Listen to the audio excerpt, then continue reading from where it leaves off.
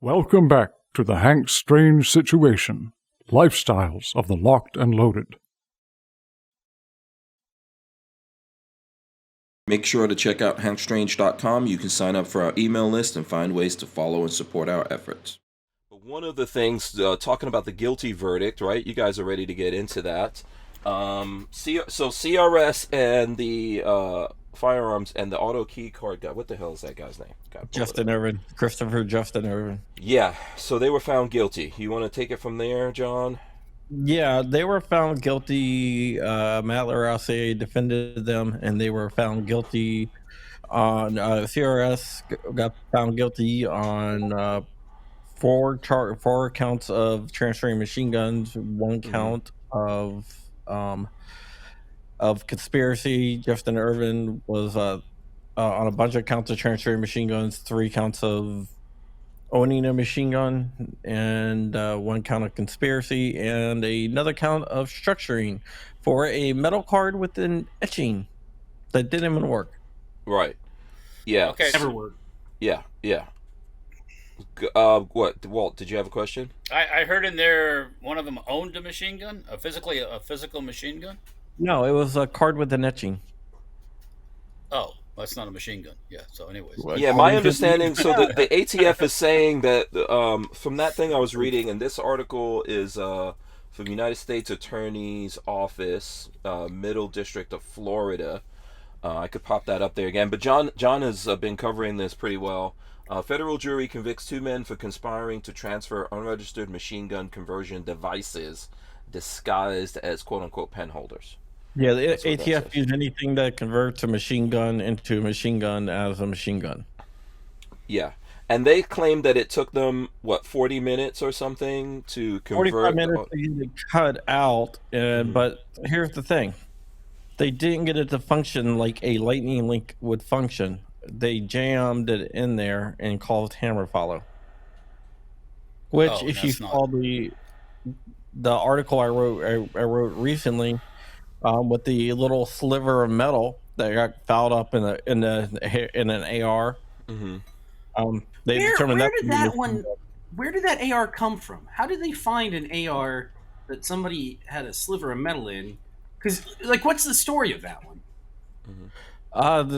This is the thing, the criminal examination letter. So we know they examined it. It was sent in. They examined it and crime scene gun or something. Yeah, but I don't think this one was a crime scene. From what I'm hearing, I don't want to say too much because I haven't verified this. But what I'm hearing, it came out of California, and they were like, "Oh, this is an assault weapon." Because they have that stupid assault weapon. Was someone convicted? Was someone convicted of that? That's what I want to know. Yeah. I'm not sure. I'm hearing stuff, but I gotta verify it. But okay. They definitely determined it to be a machine gun, and when they removed the metal piece, they're like, "Oh, the metal piece caused it to foul up, so therefore this is a machine gun." So my understanding of this, determined right? It looks like a fingernail clipping. Metal that they determined that to be a machine gun when it fouled up the machine gun, and basically they did the same thing with the auto key card where they stuffed it down in there and caused a malfunction. Yeah. So correct me if I'm wrong here. So that was a binary trigger, right? Actually, yeah, the sliver of metal. Yeah. Yeah. So and Franklin, I think it's from Franklin Armory, who sponsors the show. Yeah, it's the BFS 3.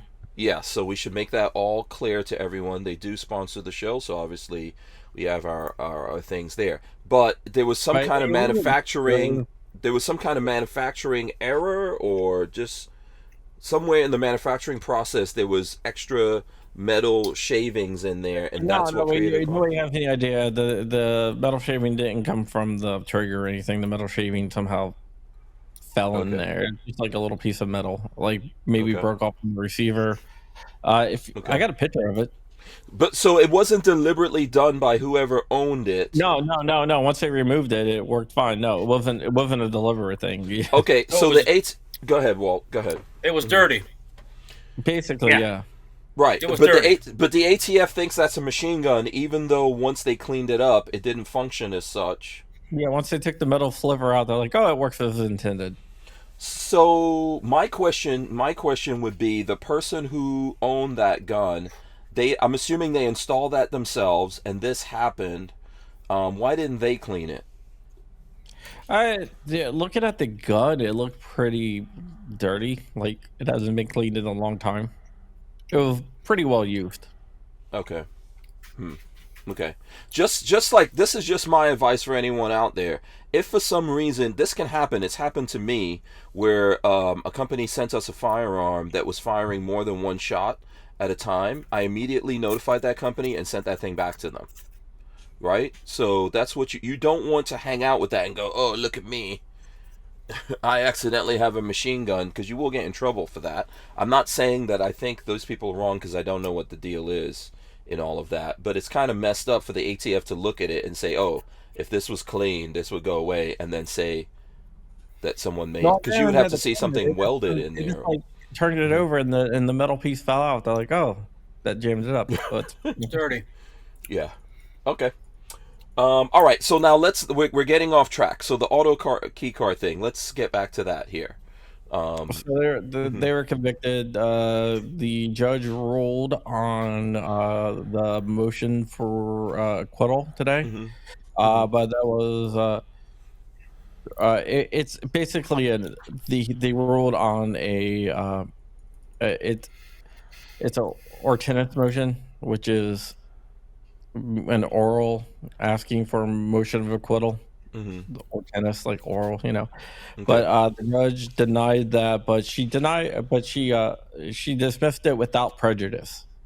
Okay. What does that So mean? they can file a motion for dismissal through the normal, like Procedures. filing a brief, and then the government can file a brief in opposition to the motion for acquittal. Then the judge can take it from there. That's going to take a while though, because they said deadlines and everything else like that. Hopefully the attorneys are working on that.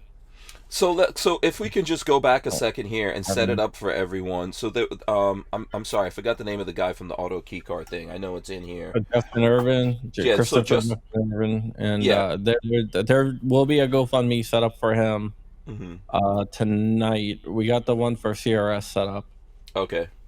but So not here, I'll put that up. Sorry. Yeah, so Ervin was selling the auto key card, which is Yeah, well, he said it was a political statement. Mhm.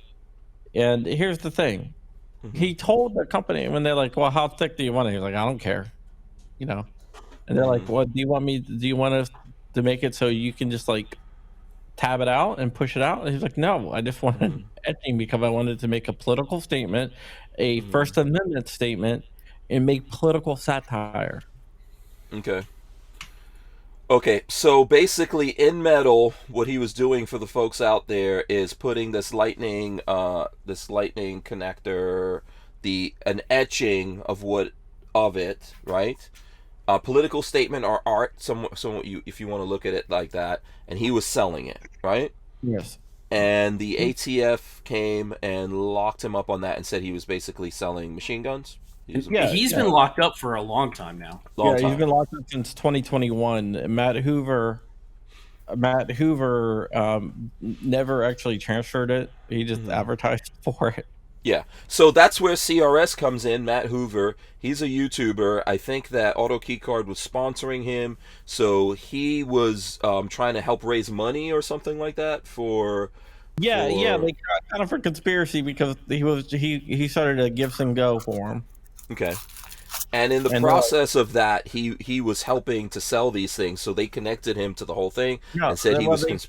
Well, they said the conspiracy was he set up a Gibson Go to get him out of jail so they can go back into business.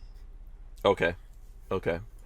But they also tried to like tie Matt Hoover to the actual company, and Matt Hoover never, wasn't actually tied to the actual company because it wasn't his company. All he did was advertise for it. Okay, so now. And I'm just trying to set up everything for people out there who don't know. I know you have a lot of good stuff on this if people want to find it. So basically what happened here is both of these guys got arrested. I think Hoover was out on bail or he's been locked up all this time. They released him on his own recognizance until now. Now he's been taken into custody with the U.S. Marshal Service. Okay. Because the district attorney, the U.S. attorney, said that she felt threatened by him, Laura Coffer Taylor, who also tried to come after me or whatever. But Okay. whatever. Okay, so now Ervin, he's been locked up all this time. Ervin's been locked up, yes. He's been locked up. Okay, so now, so this case went through. What were the prosecutors saying here? And let's bear in mind, did they ever offer them any kind of like plea deal or anything like that?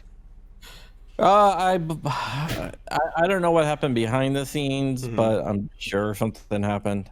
I'm not really sure what happened behind the scenes. All I know is that Matt Hoover was like, I'm not taking anything, I'm innocent. Right. He actually checked with his local ATF office, and the local ATF office said, oh, you're good to go. And then the bad dude was like, oh, well, guess what? Probably not. Make sure to check out hempstrange.com. You can sign up for our email list and find ways to follow and support our efforts.